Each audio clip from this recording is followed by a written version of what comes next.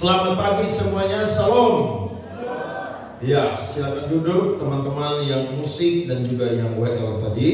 Kita akan belajar firman Tuhan 2 Timotius pasal 4 ayat 1 sampai ayatnya yang keempat. Kita sampai ayat 5 juga boleh di situ ya. Penuhilah panggilan pelayananmu di hadapan Allah dan Kristus Yesus yang akan menghakimi orang yang hidup dan yang mati. Aku berpesan dengan sungguh-sungguh kepadamu demi penyataannya dan demi kerajaannya. Ayat 2.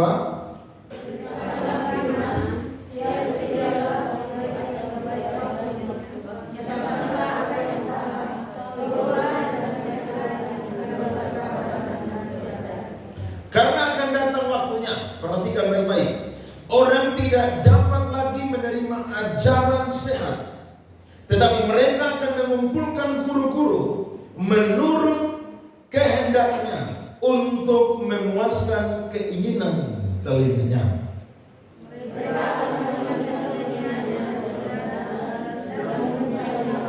Sama-sama, tetapi kuasailah dirimu dalam segala hal.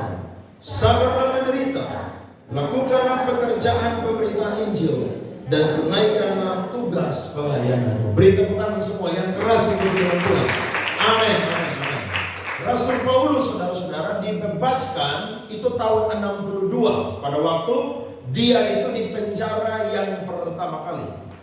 Dan ketika dia bebas tahun 62, dia itu rindu sekali untuk pergi misi dan penginjilan di Spanyol atau di bagian barat Eropa pada waktu itu, saudara-saudara. Tapi dia berpikir bahwa dia sudah lama sekali tidak mengunjungi jemaat-jemaat yang dia rintis di bagian timur. Sehingga dia pergi ke bagian timur. Salah satunya adalah daerah Asia Kecil. Dan dia itu mengajak Timotius anak rohaninya untuk bersama dengan dia. Dan ketika Paulus dan Timotius itu selesai mengunjungi jemaat-jemaat yang ada di bagian timur, maka Paulus itu ingin melanjutkan perjalanannya ke Makedonia. Dan ketika dia ingin melanjutkan perjalanannya ke Makedonia, maka dia tinggalkan Timotius itu di Efesus. Apa tujuan Paulus itu meninggalkan Timotius di Efesus? Jawabannya adalah untuk melanjutkan pembinaan jemaat-jemaat di sana, khususnya di dalam melawan ajaran sesat. Karena saudara-saudara, ajaran sesat itu sudah menjalar itu di Efesus, di seluruh Asia Kecil, bahkan sudah sampai di Kreta. Sehingga kalau saya dan saudara baca 1 Timotius, 2 Timotius dan Titus, itu masalahnya itu hampir sama. Kenapa? Karena ajaran sesat ini, saudara, itu sudah merajalela sama seperti penyakit kanker. Nah, Paulus tinggalkan Timotius ada di Efesus supaya dia itu menggembalakan jemaat-jemaat yang ada di sana. Dia bina jemaat-jemaat yang ada di sana, khususnya adalah melawan ajaran-ajaran sesat. Jadi saudara-saudara, ajaran sesat dengan ajaran sehat ini, saudara, saling tarik-menarik atau saling berperang. Siapa yang lebih kuat, dialah yang akan menang. Saudara lihat, ini sesuatu yang berbahaya. Kenapa? Karena itu akan bisa membuat orang Kristen akhirnya kalah dengan ajaran yang sesat dan akhirnya mengikuti ajaran yang sesat. Saudara perlu tahu bahwa jemaat Efesus adalah jemaat yang Paulus rintis. Dan dari semua kota yang Paulus pernah melayani, Paulus itu paling lama ada di tempat ini. Mari kita perhatikan Kisah Rasul pasal 20 ayat 18 sampai 21. Firman Tuhan berkata, sesudah mereka datang, berkatalah ia kepada mereka. Dia berpisah dengan penatua-penatua yang ada di Efesus. Kamu tahu bagaimana aku hidup di antara kamu sejak hari pertama aku tiba di Asia ini.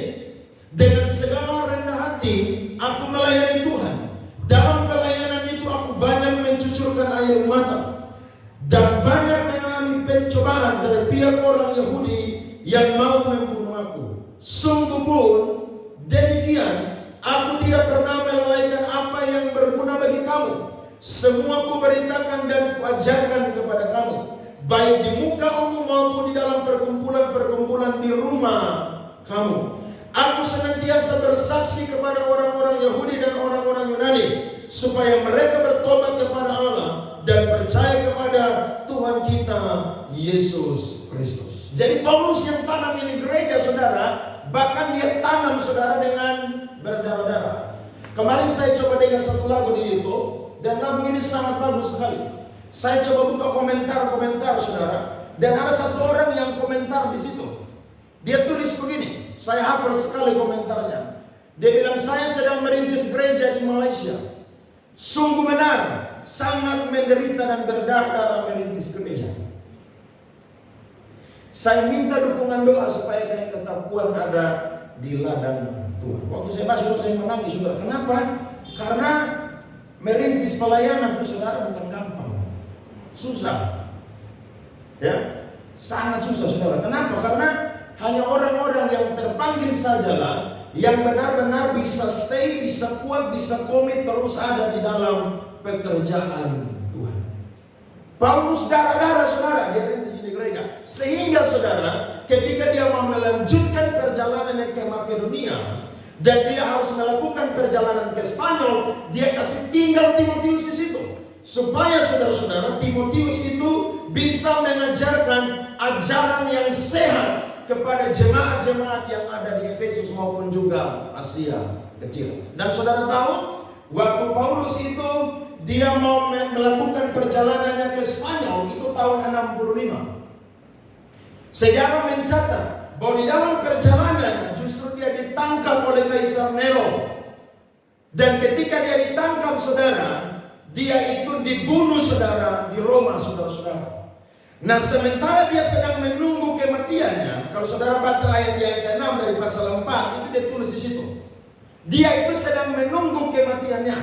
Bahkan seorang bapak gereja yang bernama Clemens dari Roma mencatat bahwa Paulus itu, dia itu ditangkap dalam perjalanannya menuju Spanyol untuk melakukan perjalanan misinya yang keempat. Dan akhirnya sebelum dia mati, dia tulis surat yang terakhir bagi anak rohaninya yang bernama Timotius. Dan dia tulis surat ini dari penjara, saudara-saudara. Dan dia sangat memotivasi Timotius supaya Timotius itu melawan ajaran-ajaran yang sesat. Kalau dia bahas di 1 Timotius sudah berulang kali dia bahas, di 2 Timotius, saudara-saudara, dia pun juga membahas ulang. Kenapa? Karena memang, saudara-saudara, tugas dari hamba Tuhan itu adalah menyampaikan firman Tuhan. Ya, makanya saudara lihat firman yang tadi kita baca, dia bilang apa, saudara-saudara, ayat yang kedua, beritakanlah apa? Firman. Tugas hamba Tuhan yang paling utama dan yang terutama adalah, saudara-saudara, beritakan firman Tuhan. Tidak ada yang lain. Kalau hamba Tuhan mungkin punya warisan, punya harta, mau bisnis, mungkin mau punya sampingan, tidak apa-apa. Tapi ingat, tugas hamba Tuhan yang paling utama itu adalah apa? Beritakan firman Tuhan. Tidak heran Paulus tulis dalam Efesus 6 ayat 18 sampai 20. Perhatikan firman Tuhan.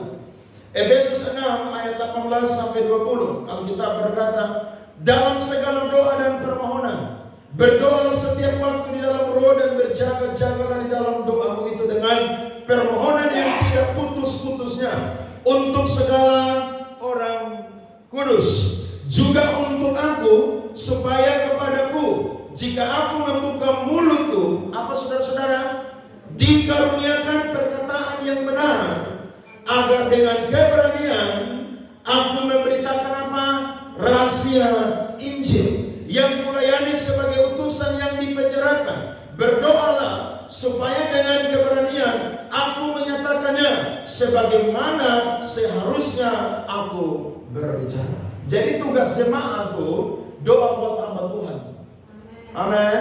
Saudara, jangan doa Tuhan kasih saya uang, Tuhan kasih saya makan minum, Tuhan kasih saya masa depan. Itu perlu, saudara-saudara. Tapi salah satu beban dan tugas dari jemaat adalah berdoa buat hamba-hamba Tuhan, supaya ketika mereka bicara firman, saudara, itu bicara dengan jujur apa adanya. Tidak ada ketakutan. Bahkan firman yang disampaikan saudara itu adalah firman yang sehat. Jadi kita sudah dengar pagi ini, mari saya dan saudara berdoa untuk misi dan penginjilan. Amin. Masih banyak orang belum dengar Tuhan. Kurang lebih saudara 4 miliar jiwa lebih di dunia ini belum jadi orang Kristen. Itu tugas siapa saudara? Tugas kita. Bukan tugas tetangga kita, bukan tugas gereja lain. Tugas semua orang Kristen. Ada amin? Bahkan ketika saudara ada di dunia kerja, marketplace pun juga, saya dan saudara harus memberitakan Injil. Lewat apa? Lewat keteladanan, video yang tadi kita dengar. Lewat apa lagi? Prestasi. Kemudian lewat apa lagi saudara? Lewat kisah kehidupan masa lalu kita. Itu yang saya khotbah minggu lalu kan begitu. Jadi saya dan saudara, mari berdoa untuk hamba-hamba Tuhan. Nah, ada 3 pesan saudara-saudara yang Paulus itu sampaikan kepada Timotius, bagaimana dia memberitakan Injil. Saudara perhatikan di ayatnya yang kedua. Alkitab berkata, yang pertama, siap sedialah, baik atau tidak baik waktunya. Ini PR besar bagi hamba Tuhan. Karena hamba Tuhan juga masih manusia. Amin. Hamba Tuhan juga masih punya mood saudara. Kadang-kadang sebagai hamba Tuhan tuh semangat memberitakan Injil kalau keadaannya baik. Tapi kalau keadaannya tidak baik saudara-saudara, kadang-kadang hamba Tuhan tuh mudi juga saudara untuk memberitakan firman.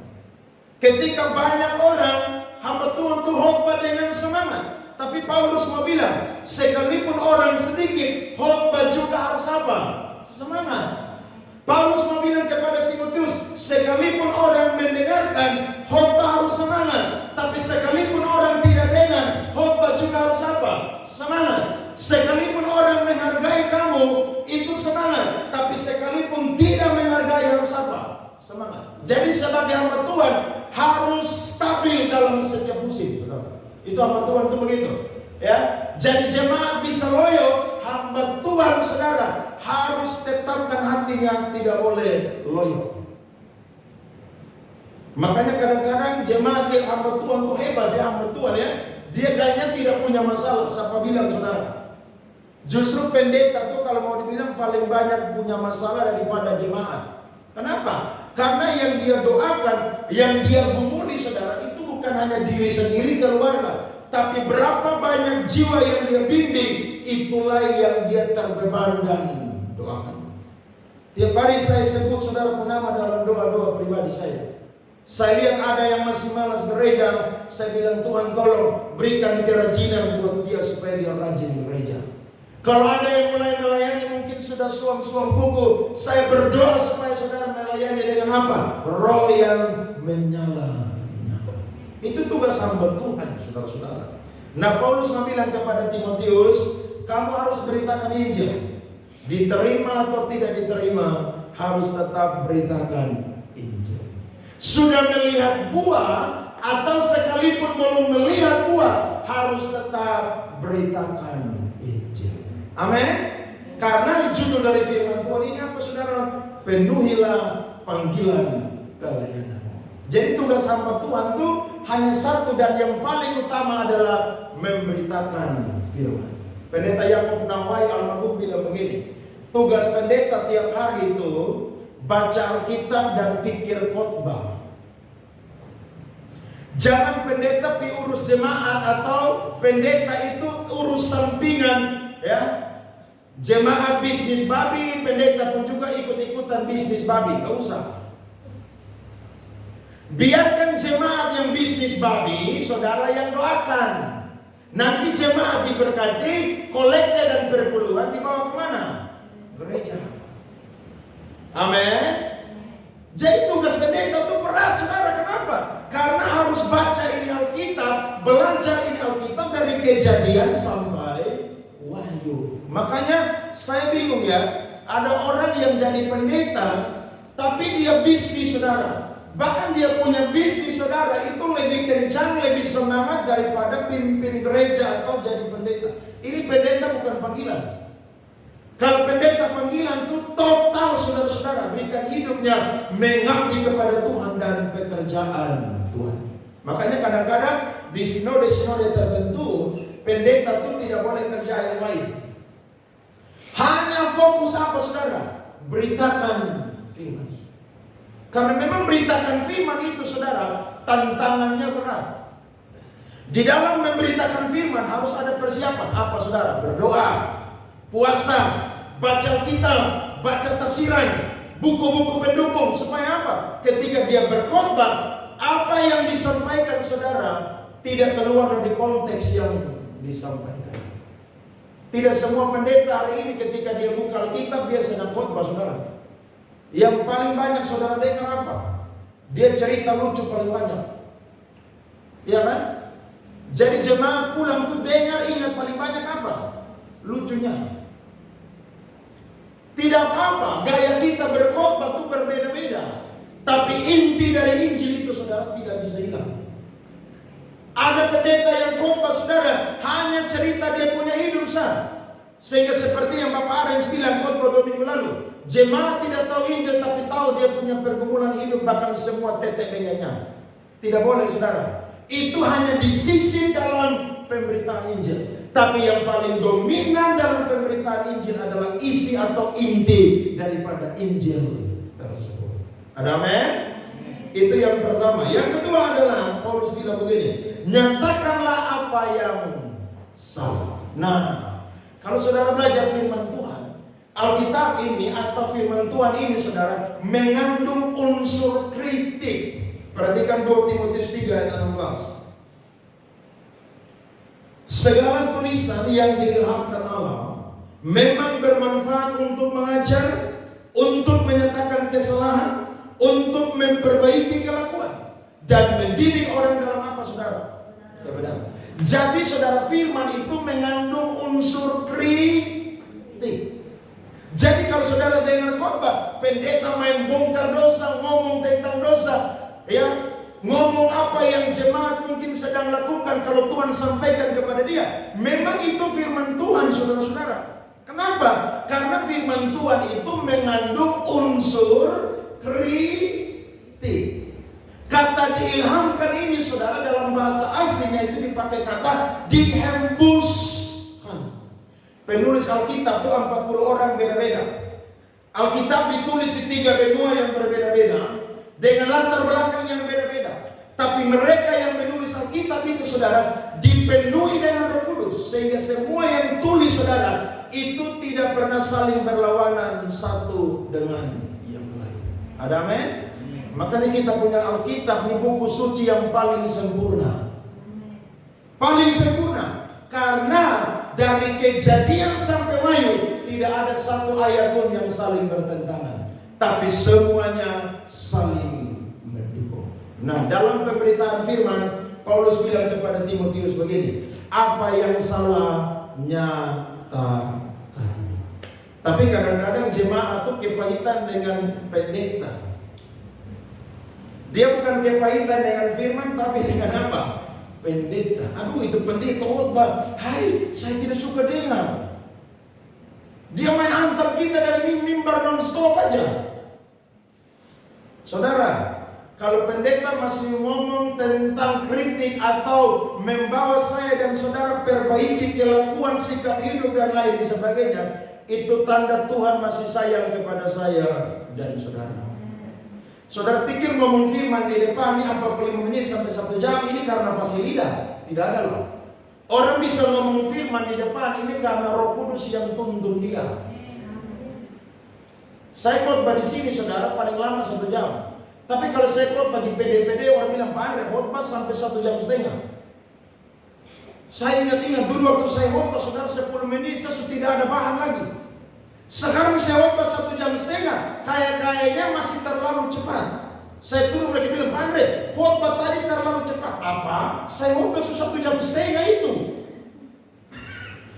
Kalau bukan Roh Kudus yang tuntun hamba Tuhan, dia tidak akan ngoceh begitu panjang di atas mimbar itu, saudara.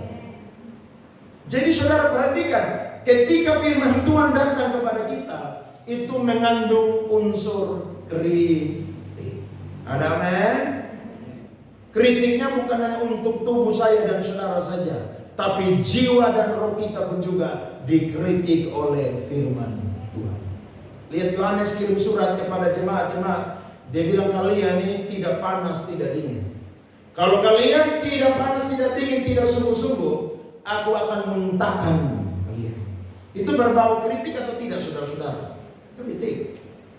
Bahkan kalau saudara belajar Alkitab, saudara, yang paling banyak tegur raja-raja itu, saudara, nabi-nabi.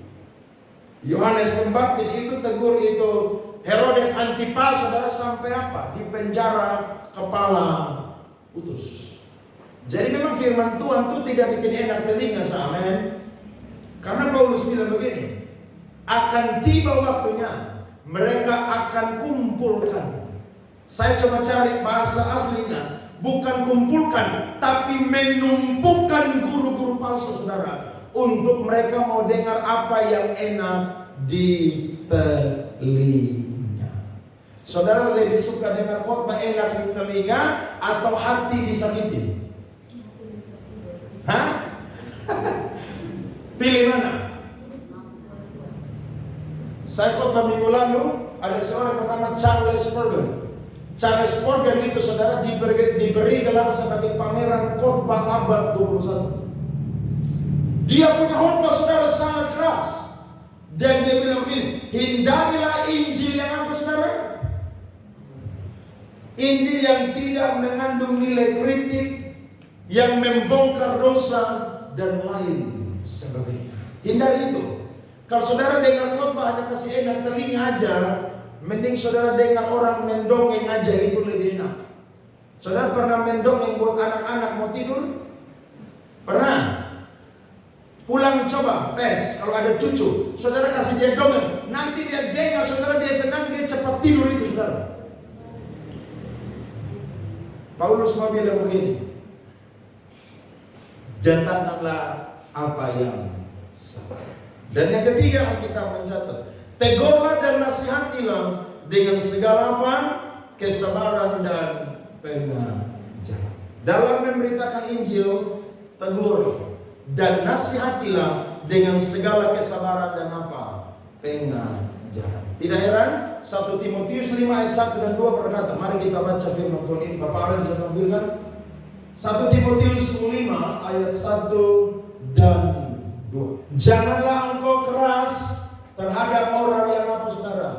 Tuhan. Melainkan tegurlah dia sebagai apa? Bapa. Tegurlah orang-orang muda sebagai apa? Sebagai adik, apa, saudara-saudara? Lanjut ayatnya yang berikut. Perempuan-perempuan tua sebagai apa? Ibu. Dan perempuan-perempuan muda sebagai apa?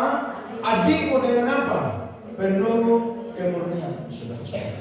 Jadi pendeta itu, saudara, boleh ngomong firman tegur, tapi harus sabar juga. Jangan pendeta kudeta terus jemaat, akhirnya jemaat bilang, aduh saya tidak mau ke gereja lagi, hati saya tiap minggu sakit, bukan ke gereja senang, tapi dihantam terus oleh pendeta dengan firman Tuhan. Boleh saudara-saudara dikritik, tapi ada etikanya. Paulus bilang kepada Timotius, hormati yang tua kalau bapak atau laki-laki itu sebagai apa? Bapak. Kalau perempuan sebagai apa, saudara? Ibu. Kalau yang perempuan yang masih muda sebagai apa? Adik perempuan. Itu tugas sama Tuhan. Makanya kalau orang mau jadi gembala, tiap hari harus baca Timotius dan Titus. Tiap hari harus baca. Supaya bisa gembalakan jemaat itu tahu dia punya jalur dan lain sebagainya. Nah, kita akan lihat, saudara-saudara, mengapa ajaran yang sehat itu perlu ditanamkan. Ada dua menurut teks firman Tuhan. Alkitab mencatat, karena akan datang waktunya orang tidak dapat lagi menerima ajaran yang apa, saudara? Sehat. Tetapi mereka akan mengumpulkan guru-guru menurut kehendaknya untuk memuaskan keinginan telinganya. Tidak heran, ada gereja-gereja tertentu hari ini, kalau dia mengundang pendeta, dia seleksi. Kalau ini pendeta khotbahnya keras, nanti dia kasih jadwal ini pendeta 6 bulan 1 kali. Berapa bulan 1 kali, saudara? Saya dengar khotbah pendeta Yakob Trihandoko. Itu pendeta favorit saya. Tiap hari hampir saya dengar dia punya khotbah. Dia bilang, saya pernah khotbah di satu gereja, dan waktu habis ibadah, pengurus yang undang saya, yang temani saya itu bilang kepada saya, Pak Yakub punya khotbah sangat diberkati, sangat memberkati jemaat semua. Tapi khotbah Pak Yakub model begini, kalau tiap minggu gereja akan sepi. Karena memang dia ini saudara rektor, doktor, lulusan Amerika, dan kalau dia khotbah saudara itu eksposisinya itu saudara tajam sekali. Nah, jemaat kadang-kadang saudara tidak mau suka dengar khotbah yang model begini. Jemaat tidak suka dengar khotbah yang berbau pengajaran. Jemaat tidak suka. Jemaat suka apa? Waktu baca Alkitab, pendeta mulai kesaksian. Dia berangkat ke sini, berangkat ke sana, ya, pelayanan di sini, ketemu orang ini. Akhirnya waktu dia khotbah 40 menit, saudara, yang dia ngomong itu hanya diri sendiri aja. Bahkan saudara-saudara, ketika dia sudah bicara tentang mujizat, itu banyak jemaat akan tersentuh. Tapi pemberitaan inti dari Injil itu saudara tidak ada. Sehingga pengurus bilang begini, kami akan undang Pak Yakub untuk khotbah terus di sini, tapi 6 bulan sekali ya Pak, jangan marah. Wih, waktu saya dengar dia punya khotbah, saya bilang memang betul gereja sekarang itu bisnis saudara. Bahkan tadi malam saya coba iseng buka YouTube, ada satu gereja besar di Indonesia yang sedang punya masalah. Kenapa? Karena dia lantik orang jadi pendeta, tidak punya latar belakang teologi, baru kenal saudara. Tapi orang ini saudara, orang kaya saudara-saudara. Sehingga dilantik saudara jadi gembala. Supaya apa? Kalau dia orang kaya, nanti dia jadi gembala, banyak orang kaya nanti gereja di situ. Ada 3 bisnis saudara sekarang yang paling menguntungkan. Saudara dengar baik. Bisnis yang pertama itu bisnis tentang pendidikan. Kalau saudara mau kaya, saudara buka sekolah aja, saudara akan kaya. Yang kedua adalah bisnis kesehatan, bikin rumah sakit, apotek, sekolah kesehatan, saudara akan kaya. Dan bisnis yang ketiga adalah bisnis agama, buka gereja. Saudara akan kaya, percaya. Kenapa? Karena itu jemaat yang datang ribuan, saudara tahu. Apalagi kayak di Jawa sana tuh, itu orang kasih kolekte saudara. Mereka rogo itu saudara bukan keluar terus lihat begini saudara. Rogo turun keluar langsung masuk semua. Kalau kita kan masih lihat begini, merah berapa dia sampai, wih kasih masuk kemana? Iya kan? Kalau di sana saudara, mereka cabut apa? Kasih masuk itu semua. Makanya tidak heran ada banyak orang itu pencuri kolekte di sana. Kenapa? Karena uang besar semua kasih kolekte saudara. Nah, orang buka gereja motivasinya bukan yang utama menangkan jiwa, tapi apa saudara? Bisnis uang. Gereja model begini, ajaran sesat akan mudah masuk dan menghancurkan jemaat ada di dalam. Kenapa? Karena Paulus bilang begini, akan tiba waktunya. Kapan waktunya saudara? Akhir zaman. Perhatikan firman 2 Timotius 2 ayat 14 sampai 15. Ingatkanlah dan pesankanlah semuanya itu dengan apa? Sungguh-sungguh kepada mereka di hadapan Allah, agar jangan mereka bersilat kata, karena hal itu sama sekali tidak berguna, malah mengacaukan orang yang mendengarnya. Sama-sama baca 2-3. Usahakanlah supaya engkau layak di hadapan Allah sebagai seorang pekerja yang tidak usah malu, yang berterus terang memberitakan apa? Perkataan kebenaran itu. Jadi kadang-kadang pendeta juga perasaan tidak enak hati, malu. Tapi Paulus bilang jangan. Beritakan, sampaikan itu dengan berani dan jujur. Ada amin? Makanya kita bersyukur kita ada di NTT. Saudara, rata-rata dengan khotbah itu pendeta khotbah keras, suara besar, ngomong tegas. Kenapa? Karena memang kita pun daerah ini model begini, dan memang harus seperti demikian saudara-saudara. Karena kalau jemaat hanya dengar khotbah kasih enak telinga aja, itu akan memanjakan mereka sehingga mereka itu tidak mau gali Alkitab itu dengan sungguh-sungguh. Paulus bilang akan tiba waktunya. Selama masih ada kesempatan, tanamkan ajaran yang sehat. Yang kedua, mereka akan memalingkan telinganya dari kebenaran dan membukanya bagi apa saudara? Dongeng. Nah, orang-orang Yahudi saudara dengan orang Yunani ini, mereka itu campur aduk. Makanya ada budaya namanya Helenisme. Itu budaya orang Yunani bercampur dengan budaya-budaya setempat. Mereka ini suka mendengarkan hal-hal itu yang baru. Tidak heran Paulus ada di satu tempat namanya Athena. Mereka itu hanya mau dengar apa aja saudara. Dan saya mau berkata, jemaat saudara akan lebih suka saudara mendengarkan dongeng. Mereka tidak akan suka dengar firman Tuhan. Karena Alkitab berkata saudara, di akhir zaman mereka itu akan memalingkan telinga mereka dari apa saudara-saudara? Kebenaran. Yang Paulus maksudkan dongeng di sini adalah saudara, salah satunya adalah ajaran campuran yang mengandung unsur-unsur agama Yahudi dan Gnostik Yunani. Orang Yahudi saudara, mereka menambahkan silsilah yang tidak ada di dalam perjanjian lama. Sedangkan orang-orang Gnostik Yunani, mereka itu menceritakan silsilah tentang dewa-dewa Yunani mereka. Sehingga orang-orang Kristen yang ada di Efesus, yang kota itu saudara mayoritas dengan penyembahan berhala, itu mereka akan lebih mudah tertarik mendengarkan dongeng-dongeng dan silsilah. Saya mau tanya saudara, kalau saudara kumpul sama orang lebih suka mendengar dongeng, cerita ini itu atau dengar firman? Hah? Saudara ngomong firman mereka suka atau tidak? Tidak suka. Dan memang itu yang terjadi zaman itu sampai sekarang. Saudara kumpul sama orang, saudara bilang begini, Tuhan semua datang, jadi kita ini harus sungguh-sungguh gereja, pelayanan, bertobat. Nanti mereka bilang begini, kamu kalau mau khotbah tuh pergi gereja aja, jangan di sini. Tapi waktu kalau kumpul, saudara bilang begini, kamu sudah dengar atau belum? Apa tuh? Satu ini begini loh, dia ini lagi selingkuh. Orang bilang, terus. Saudara lihat kan, manusia tuh akan lebih suka dengar sesuatu yang dongeng. Apalagi kalau dia kumpul, saudara mulai cerita, dulu kita pun nenek moyang ini asal dari sini. Ya, kita pun oma, kita pun opa, kita pun to'o, kita pun teo itu asal dari sini. Nah mereka ini merantau di sini, akhirnya punya anak ini. Terus dia punya anak lagi merantau, saudara begini.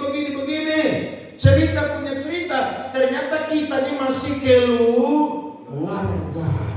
Kira-kira saudara dengar begitu lebih enak atau dengar firman? Iya kan? Jadi namanya dongeng itu kasih enak telinga. Tapi kalau firman itu telinga panas saudara-saudara. Iya kan? Karena firman Tuhan kan mengandung apa? Unsur kritik di situ. Kita punya kelakuan yang salah, firman Tuhan tegur. Kita punya perilaku yang salah, apa saudara? Tuhan tegur.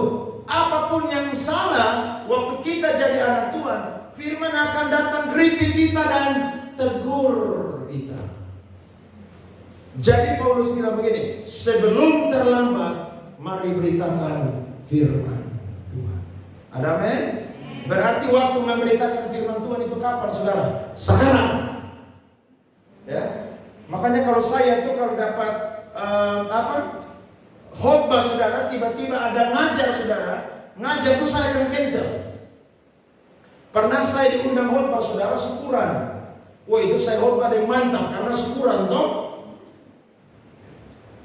Saya ada ngajar saudara 2 murid, tapi kan orang bilang Pak Andre, kami minta Pak Andre tolong khotbah.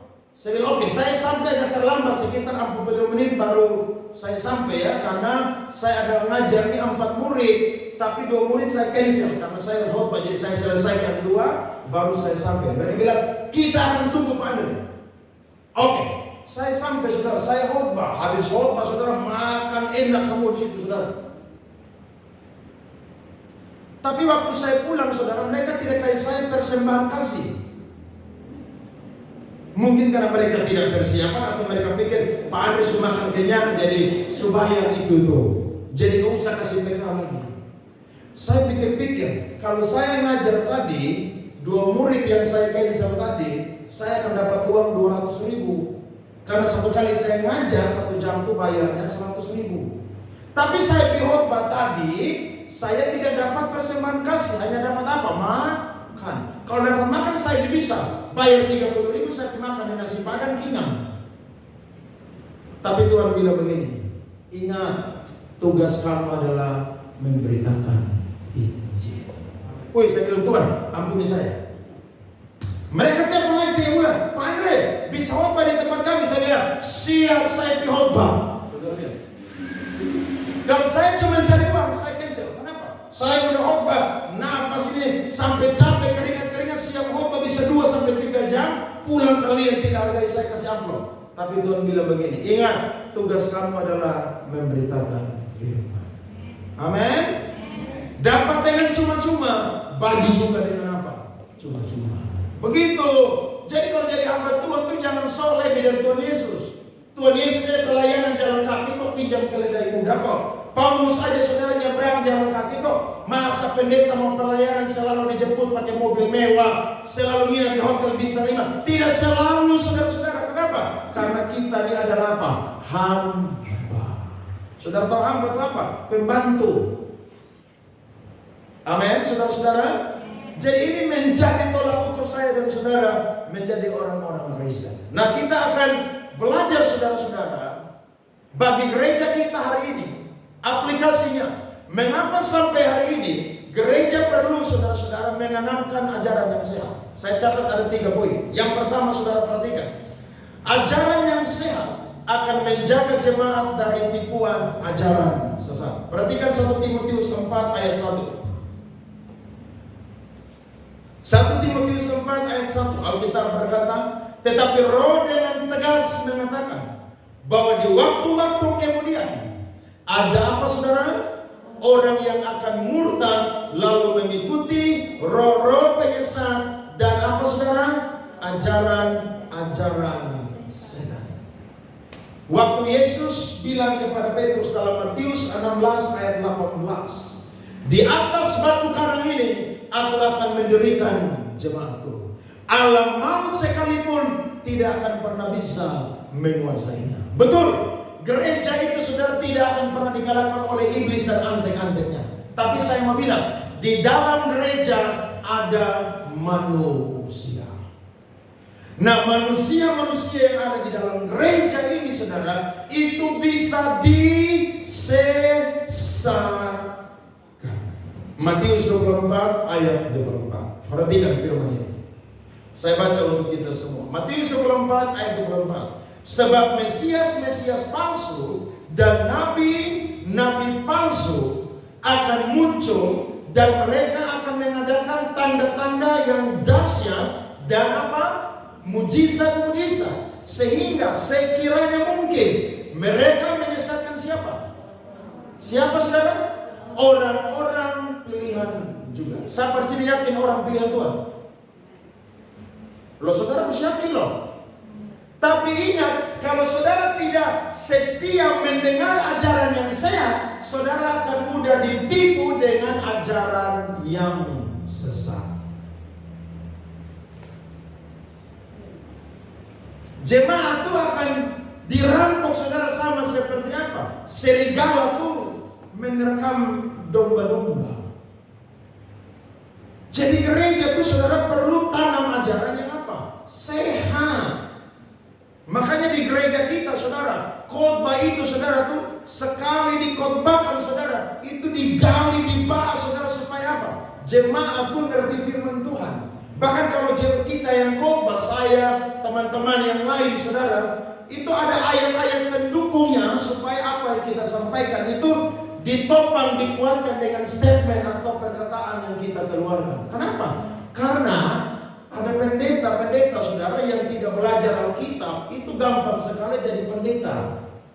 Makanya sekarang ada banyak orang baru bertobat tiba-tiba udah dipanggil pesta. Setelah pesta itu bahasa Latinnya gembala, bahasa Latin. Baru bertobat ini langsung dipanggil apa? Pesta. Bayangkan jadi pendeta itu gampang banget. Padahal orang jadi pendeta itu harus belajar Alkitab loh.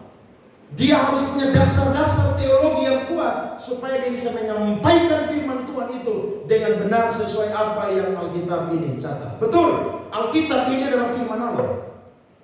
Tapi ingat, untuk menjelaskan Alkitab ada hal-hal yang dipakai untuk menjelaskan kepada jemaat. Salah satu ilmu yang dipakai ilmu apa? Hermeneutik. Ilmu menafsirkan Alkitab. Jadi jangan baca ayat kemudian comot-comot aja begitu. Seperti ada pendeta yang pernah saya kritik, dia bilang iblis itu siksa manusia di neraka sana. Ayat mana yang bilang model begitu? Justru yang paling masuk pertama di neraka itu bukan orang berdosa loh. Yang paling pertama ada di neraka itu siapa? Antikris dengan nabi palsu. Coba buka Wahyu 19 ayat 20. Saya kasih data ya supaya saudara dengar ini baik-baik. Wahyu 19 ayat yang ke-20. Alkitab berkata, maka tertangkaplah binatang itu dan bersama-sama dengan dia, siapa saudara?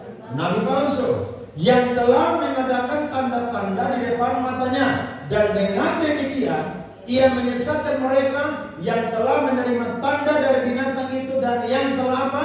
Menyembah patungnya. Keduanya dilemparkan ke mana saudara? Ke mana saudara? Lautan api. Lautan api itu apa? Jadi yang paling pertama masuk neraka siapa? Nabi palsu dengan siapa? Antikris. Yang kedua masuk neraka itu Wahyu 20 ayat 10. Saudara lihat ini firman. Wahyu 20 ayatnya yang ke-10. Dan iblis yang menyesatkan mereka dilemparkan ke dalam mana saudara? Lautan api. Dan belerangnya itu tempat binatang dan siapa itu? Nabi palsu itu. Dan mereka disiksa apa saudara? Siang malam sampai selama-lamanya. Jadi yang shift kedua masuk neraka itu siapa? Iblis. Sekarang shift yang ketiga siapa? Wahyu 20 ayat 14. Perhatikan firman Tuhan. Wahyu 20 ayatnya yang ke-14.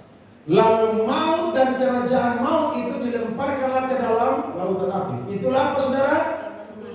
Lihat ayat 15. Alkitab berkata, dan setiap orang yang tidak ditemukan namanya tertulis di dalam kitab kehidupan itu, ia dilemparkan ke mana saudara? Jadi yang paling terakhir masuk neraka siapa? Nah, kalau ada pendeta yang bilang iblis siksa manusia, betul atau tidak? Sesat atau tidak? Saya lebih percaya Alkitab daripada percaya lu. Karena Alkitab ini ini saudara, tidak boleh ditambahi, tidak boleh dikurangi. Saya waktu kasih naik itu video, mereka komen, mereka bilang pendeta ini cuma cari sensasi. Sensasi apa? Bodoh. Lu baca Alkitab supaya lu tahu. Jangan dengar pendeta omongin langsung amin. Amin boleh saudara, tapi harus Alkitabiah. Karena yang di neraka itu saudara, semua sama-sama disiksa. Enak banget kalau iblis siksa manusia. Iblis enak lah. Dia yang jadi pencoba, kemudian dia yang enak. Tidak begitu saudara. Makanya jemaat itu harus ditanamkan ajaran yang apa? Saudara jangan lihat ini gereja ini bagus ya. Wih, gedungnya bagus ya. Sound systemnya bagus ya. Lightingnya bagus ya. Saya senang ada di sini. Saudara cek dia punya ajaran baik-baik. Kenapa? Karena itu cuma entertain yang dipakai oleh gereja untuk menarik orang-orang yang tidak belajar firman dengan apa? Benar. Apakah itu salah? Itu tidak salah. Karena dalam karangan karismatik itu sesuatu yang menunjang untuk pelayanan. Tapi ingat, semua inti dari pelayanan adalah firman Tuhan. Yang menjadi garda depan dari gereja adalah apa saudara? Firman Tuhan. Ada amin? Jadi ketika saudara dengar firman, cek baik-baik. Seperti jemaat yang ada di mana? Berea. Waktu Paulus ngomong firman, mereka pulang saudara, mereka masih apa? Buka kitab suci. Cek kira-kira yang Paulus ngomong ini benar kok? Tidak. Kalau jemaat sekarang kan tidak. Wah, itu pendeta tadi luar biasa, mujizatnya luar biasa. Dia baru lewat, orang udah tumbang semua. Lalu baru lewat. Petrus bayangan, lu kalah sama Petrus lah. Paulus apa? Sapu tangan. Sapu tangan yang Paulus Paulus pakai yang lap keringat, itu orang pakai saudara. Sentuh dia orang apa saudara? Sembuh. Lu mau lawan dong? Tidak bisa. Alkitab ini sudah apa saudara? Finish. Tidak boleh ditambahi, tidak boleh dikurangi. Amin. Satu titik sekalipun, satu iota sekalipun tidak boleh dikurangi dan ditambahkan. Ya, gereja perlu tanam ajaran yang sehat. Supaya apa? Jemaat jangan apa saudara? Karena tipu dari ajaran yang sesat. Siapa di sini suka ditipu? Suami tipu aja saudara marah kok. Iya kan? Istri tipu aja marah, apalagi nabi palsu yang tipu. Saudara harus marah. Di daerah Paulus bilang kepada jemaat kalau sampai ada orang, bahkan sekalipun dia malaikat, yang beritakan Injil yang lain daripada yang aku beritakan, terkutuklah siapa? Dia. Malaikat saja terkutuk, apalagi level hamba Tuhan yang di bumi yang masih injak tanah saudara. Yang sesat harus apa? Diperbaiki. Mumpung ada kesempatan, harus cepat diperbaiki. Itu yang pertama. Yang kedua adalah ajaran yang sehat akan melahirkan praktek iman dan hidup yang apa? Sehat. Saudara pernah dengar orang jual mereka punya tanah, rumah dan pergi ke Bandung untuk siap terangkat ke surga? Ya, kita dulu masih kecil-kecil ya, atau masih remaja lah, SMP, SMA. Kalau saudara yang lahir tahun 2000 ya, saudara tidak pernah dengar itu. Mereka jual mereka pun tanah, rumah semua karena ada yang bilang Tuhan mau datang tanggal sekian di Balai Endah Bandung. Mereka jual semua harta rumah semua saudara. Mereka berangkat tunggu Tuhan di sana. Yang datang bukan Tuhan Yesus, Dalmas yang datang saudara, Samara yang datang. Angkut mereka semua. Terakhir mereka pulang saudara menyesal. Kenapa? Karena mereka pun sawah semua sudah dijual. Rumah mereka semua sudah dijual. Bahkan uang yang mereka dapat itu saudara, mereka bagi-bagi ke orang. Kenapa? Karena Tuhan semua datang, jadi kita terangkat tidak bawa uang. Lihat, ajaran yang sesat akan melahirkan praktek hidup yang apa? Sesat. Jadi jangan menggila, perlu ditanam saudara dengan ajaran yang sesat. Nah, ajaran yang sehat itu saudara, itu harus nampak dalam dua hal. Yang pertama adalah dalam apa yang diyakini atau iman, dan dalam apa yang diperbuat, yang apa? Kasih. Atau praktek dan teorinya harus sama. Nah, di dalam jemaat Efesus saudara, ada kurang lebih dua ajaran sesat yang itu memberikan racun kepada jemaat-jemaat yang ada di sana. Perhatikan 1 Timotius 4 ayat 3. 1 Timotius 4 ayat yang ketiga, Alkitab berkata, mereka itu melarang orang apa? Kawin. Saudara baca Alkitab, di mana ayat yang Tuhan bilang dilarang kawin? Ada? Justru Tuhan bilang apa? Adam dan Hawa beranak, cuculah dan bertambah banyak. Tapi ada ajaran sesat yang bilang jangan kawin. Siapa di sini yang tidak mau kawin? Angkat tangan supaya saya doa supaya saudara jomblo sampai masuk lubang kubur. Tidak ada kan? Semua pengen nikah kan? Karena Tuhan cipta kita untuk apa? Punya pasangan hidup. Tapi ajaran sesat yang masuk di jemaat Efesus ada yang bilang begini, jangan kawin. Nah, ini latar belakangnya saudara-saudara adalah ajaran Gnostik. Gnostik bilang begini, surga Tuhan itu suci.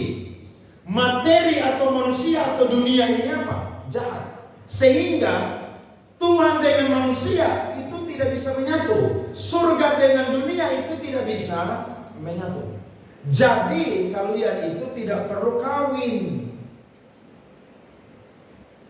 Ini ajaran saudara yang sangat menyesatkan. Waktu kita baca surat Timotius, kita akan ketemu ada banyak sekali masalah di sini. Makanya gereja itu sampai hari ini saudara selalu punya banyak masalah. Tidak pernah ada satu gereja pun di dunia ini yang selesai dengan masalah. Semua gereja itu ada masalah. Ajaran yang kedua yang sesat adalah di ayat yang ketiga. Kita baca ayat 3b, di situ firman Tuhan bilang, melarang orang makan makanan yang diciptakan apa? Allah, supaya dengan pengucapan syukur dimakan oleh orang-orang percaya yang telah mengenal kebenaran. Dalam perjanjian lama, makanan-makanan haram itu tidak boleh dimakan. Tapi lewat kematian Kristus, Kristus sudah menggenapi apa yang menjadi bayangan di dalam perjanjian lama. Saudara makan babi atau tidak? Makan kan? Babi menurut Alkitab haram atau tidak? Haram. Tapi karena Yesus mati untuk kita, maka babi yang haram menjadi apa? Halal. Apalagi babi spit, saudara, itu lebih halal lagi. Iya kan? Saudara makan panas-panas enak atau tidak? Ada yang bilang haram, padahal dia makan sembunyi-sembunyi. Lu belum rasa karena lu deta karena lu minta tambah sayang. Lo iya, itu daging yang paling enak di dunia. Iya kan? Itu daging yang paling enak. Dibikin sate enak, dibikin sup enak, dibakar enak, apa lagi? Semua enak habis. Masa yang halal dibilang apa? Haram. Kalau bilang haram karena kamu belum coba. Kalau kamu coba, kamu bilang tambah 2 kilo kasih saya. Lo iya, dulu kita bikin konser tuh di Hotel Sylvia. Saya punya teman tuh orang Medan, tapi saya aneh dia orang Medan tapi tidak pernah makan babi, anti makan babi. Saya bilang lu datang di Kupang ada daging yang paling enak, namanya daging sei. Dia bilang yang betul Bang Ale, dia bilang saya Bang Ale. Saya bilang betul, lu datang nanti saya kasih makan lu sepuas-puas sini. Kita pergi makan di satu rumah makan Aroma, saudara, di itu Pasar Reboboto. Waktu dia makan, aduh bang, enak bang. Saya udah bilang dulu nih. Terakhir saudara dia minta bang bisa bungkusnya 1 kilo. Buat apa? Buat makan di hotel. Makan bukan pakai nasi, minum pakai kopi, saudara tahu. Saya bilang kamu ini memang. Tuh kan, kamu kan belum coba kan. Masa yang haram, halal kamu bilang haram. Coba dulu bos. Tuhan Yesus sudah kuduskan semua. Dalam nama Yesus semua sudah apa saudara? Halal. Makan. Nah ini ajaran sesat dibilang jangan makan makanan yang model begini. Tidak saudara. Yang saudara tidak boleh makan itu apa? Darah. Tidak boleh. Tidak boleh ada di sini yang makan darah. Tidak boleh. Karena darah itu apa? Nyawa. Kalau ada saudara keluarga pesta, kemudian mereka kumpul darah, kalau orang Kupang bilang apa mudik ya, jangan makan, tidak boleh. Itu Tuhan larang dari dulu sampai sekarang tidak boleh makan. Tapi kalau daging-daging binatang yang haram, itu saudara perlu apa? Makan. Kelinci aja orang makan kok sekarang kok bikin apa? Sate kelinci. Itu paling banyak mau ke Bogor, ke Bandung tuh kiri kanan sate kelinci semua. Wih saya mau makan saya geli juga, kenapa? Kelinci kiciana begitu kita makan itu sate. Tapi saya mau berkata, ajaran yang sesat mengajarkan bahwa ini itu tidak bisa. Tapi kalau ajaran yang sehat adalah ini semua sudah dikuduskan oleh Tuhan Yesus Kristus. Beri tepuk tangan kepada Tuhan. Amin. Dan yang ketiga terakhir adalah ajaran yang sehat akan menyelamatkan jiwa hamba Tuhan dan orang percaya. Perhatikan 1 Timotius 4 ayat 16.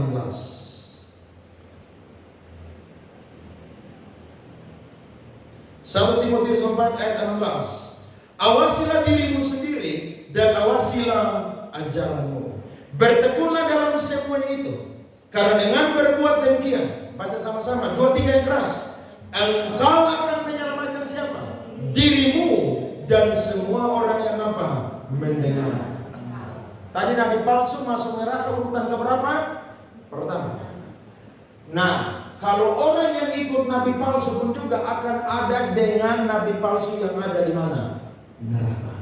Berarti saudara, ajaran yang sehat ini sangat-sangat berperan besar di dalam jiwa orang Kristen. Saudara ikut ajaran yang sesat, pendeta khotbah ajaran yang sesat, tempatnya ada di mana saudara? Neraka. Paulus bilang ayat 1 tadi apa? Di hadapan Allah dan Kristus Yesus yang akan menghakimi orang yang hidup dan yang mati. Aku berpesan dengan sungguh-sungguh kepadamu demi penyataannya dan demi apa? Kerajaannya. Tuhan akan hakimi semua orang. Hamba Tuhan pun juga akan dihakimi. Dan ingat, hamba Tuhan kalau ajar-ajaran yang sesat, itu dia akan menderita di neraka sana. Bersama dengan dia punya pengikut-pengikut.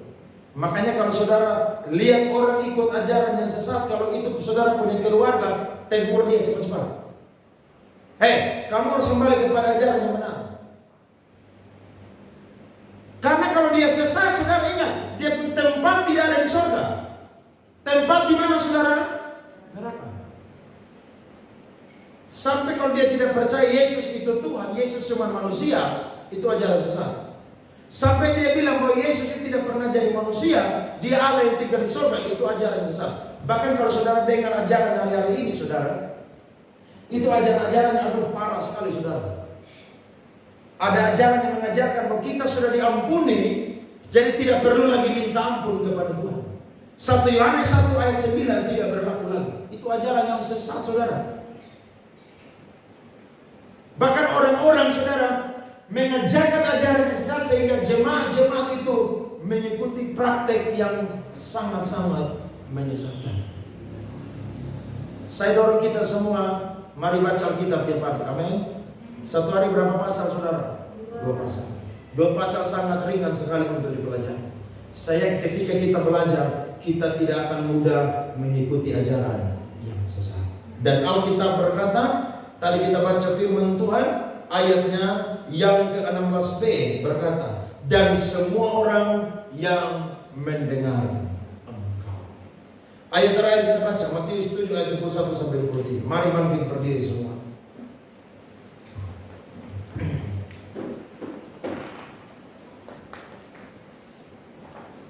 Siap kunci yang tadi lagu firman, ya. Mari kita baca firman Tuhan. Matius 7 ayat 21 sampai 23. 1, 2, 3. Bukan setiap orang yang berseru kepadaku, Tuhan, Tuhan, akan masuk ke dalam kerajaan surga, melainkan dia yang melakukan kehendak Bapakku yang apa? Di surga. Kalau saudara perhatikan konteks firman ini dan judul firman, ini tentang ajaran yang apa? Sesat. Jadi orang yang tidak melakukan kehendak Bapa adalah orang yang mengajarkan ajaran yang sesat. Tapi orang yang ajar-ajaran yang sesat, apakah bisa bikin mujizat, bisa bernubuat? Sangat bisa. Kita lihat firman Tuhan. Ayatnya yang ke-22, pada hari terakhir banyak orang akan berseru kepadaku, Tuhan, Tuhan, bukankah kami bernubuat demi namamu dan mengusir setan demi namamu dan mengadakan banyak mujizat demi namamu? Yang keras ketiga, pada waktu itulah aku akan berterus terang kepada mereka dan berkata, aku tidak pernah mengenal kamu.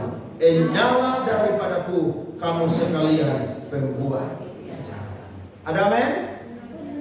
Jadi ajaran sesat ini, saudara, bukan hanya meracuni gereja saja, tapi membuat orang yang mengikutinya semua ada di neraka. Mari kita tutup firman ini dengan kita nyanyi lagu yang tadi. Haleluya.